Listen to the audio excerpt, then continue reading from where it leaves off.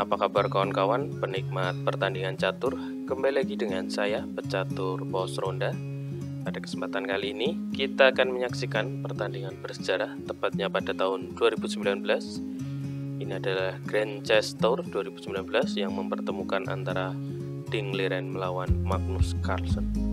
Di sini putih dipegang oleh Ding Liren dan hitam oleh Magnus Carlsen, dan ini adalah salah satu juara catur dunia yang memecahkan rekor. Oke, mari kita saksikan pertandingannya. Salah satu kemenangan terbesar oleh Magnus Carlsen pada tahun 2019. Putih maju dengan pion di D4, Queen Pawn Opening, dibalas dengan kuda di F6, dan ini adalah Indian Defense atau pertahanan India.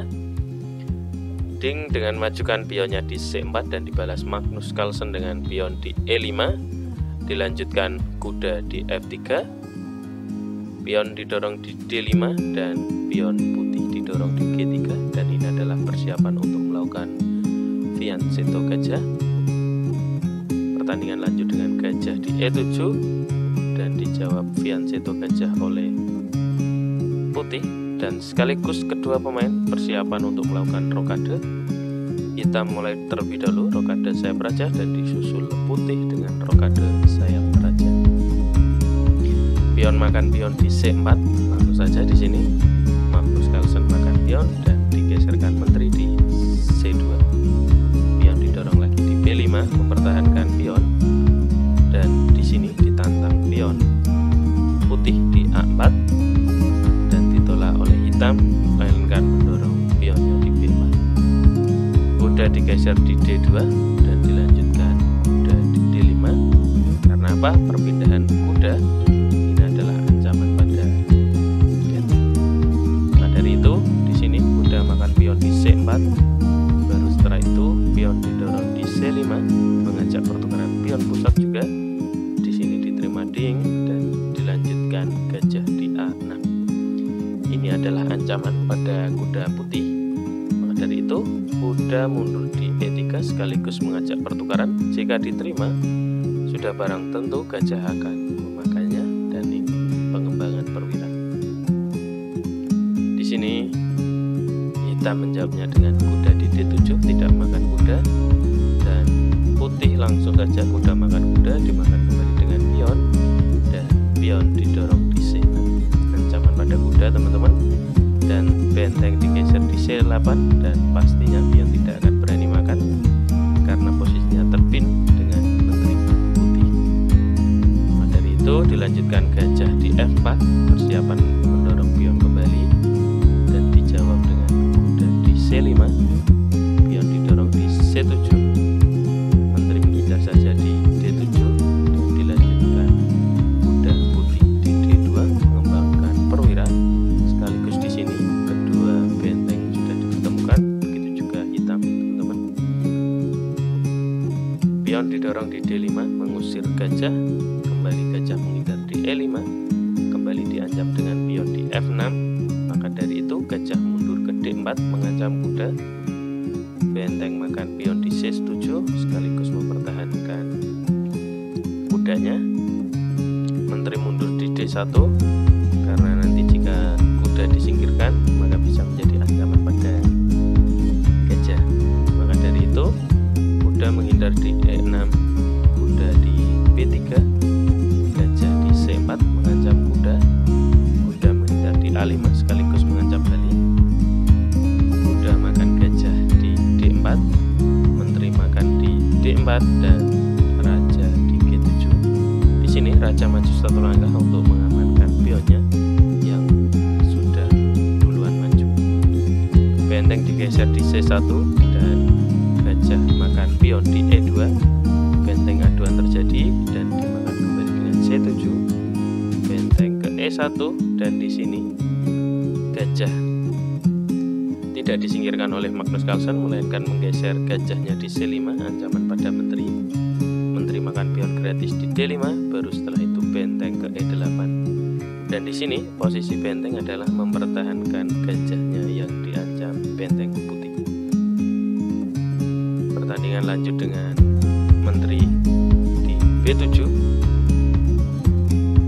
Oke, Menteri Putih maju di B7 mengajak pertukaran, dan di sini jawaban Magnus Carlsen adalah Menteri makan Menteri sesuai tipikal Magnus Carlsen, yaitu endgame.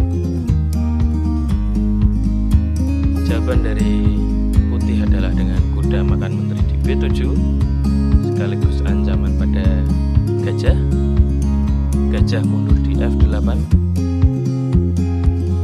Gajah Putih di C6 mengancam benteng. Benteng maju satu langkah di E7, ancaman pada kuda. Pion didorong di F3, dilanjutkan gajah di C4, pertukaran benteng jika Putih mau.